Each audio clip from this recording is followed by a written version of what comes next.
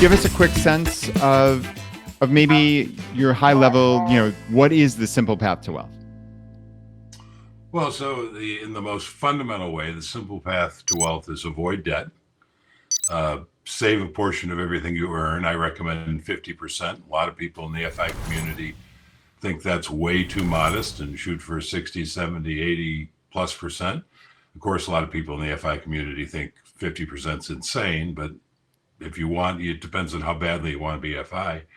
And then that's the capital you use to invest.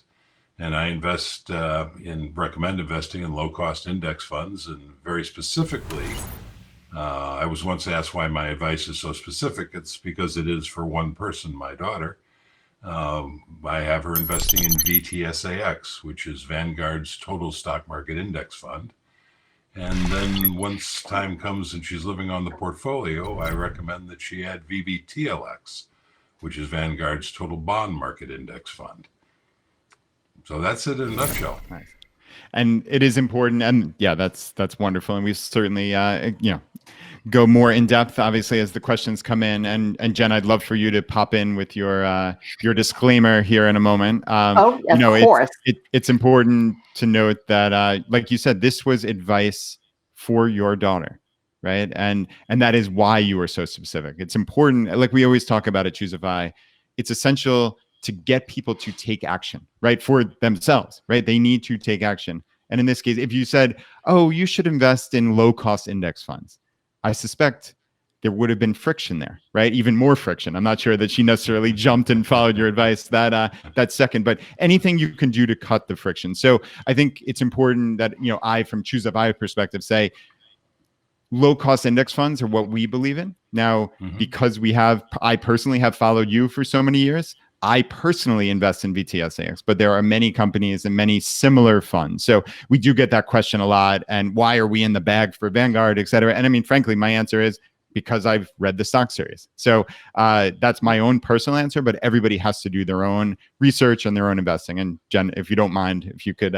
do your wonderful job with the disclaimer. Just a reminder, everyone, this is just an educational and entertaining discussion. It is not meant to be or be construed as financial investment advice or financial advice for you at all. Please consult with your financial planner, your professionals, your CPA, your tax advisor, someone who knows everything about your life and can give you tailored information. So Facebook is not cooperating, so I can't find the rest of Mark's comment. So Mark, if you want to message me, I'll keep an eye out on Messenger for the rest of the question, but I thought that was sort of interesting. Yeah, they fully are coming in.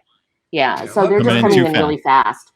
Yeah, but so before we move on, let me respond to your comment there, Brad, and mostly agree with you. Now, when it comes to Vanguard, I specifically recommend Vanguard because there are things about Vanguard that make it distinctive, and in being distinctive better than, in my opinion, any other investment company out there. And if you like, we can go down that rabbit hole. But having said that, I agree with you. The beauty of index funds is an index fund is an index fund. So I prefer Vanguard, so I prefer Vanguard's total stock market index fund, VTSAX. But a total stock market index fund from another provider, be it Fidelity or T. Rowe Price or whomever, that's also a total stock market index fund, holds essentially the same portfolio, will get essentially the same performance, assuming that the cost is roughly the same. And all of those companies are competitive, as far as I know, are competitive with their costs. So I agree with you on that score.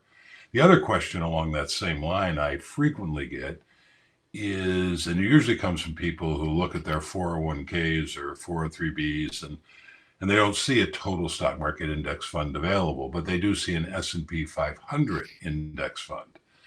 And sometimes the comments are a little panicked and saying, what do I do? All I have is this. Well, Index 500 fund is a wonderful fund. In fact, it was the very first one Jack Bogle created. It was the one that he personally held to the time of his death. Jack Bogle, of course, being the founder of Vanguard and the one who created the very first index fund for us. So the S&P 500 fund is a fine, wonderful fund.